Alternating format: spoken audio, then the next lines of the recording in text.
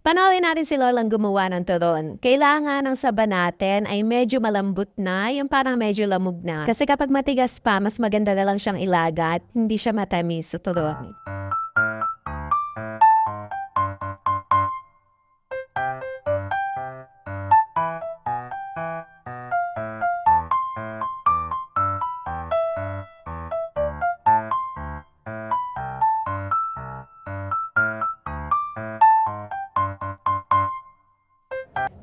Gumamit kami ng asukal na segunda dahil pambahay lang naman, pamerienda lang. Pero kung kayo ay magtitinda, mas maganda yung kulay pulang asukal. Itong ginamit naming wrapper na bili namin sa palengke, medyo maliit siya, medyo mura. Pero meron magandang klase na medyo malapa at mabibili niya sa mga supermarkets.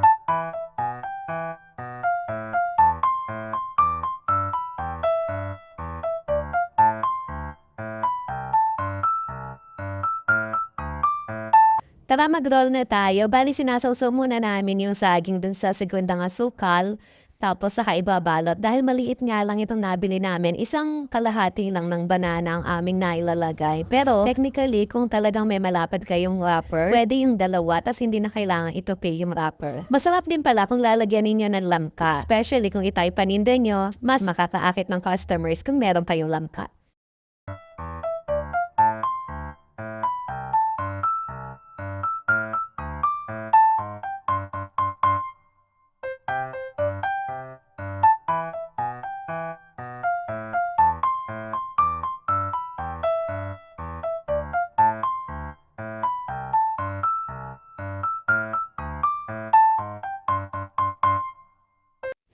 Okay, pwede na tayo magprito, kailangan lubog sa mantika. Yung ibang mga nagtitinda, nilalagyan pa nila ng asukal yan habang kumukulo. Pero kami hindi na kasi hindi kami masyadong mahilig sa matamis. Mga 1 hanggang 2 minuto, luto na siya, pwede na natin siyang hanguin. Kapag nakita natin golden brown na, pwede na yan.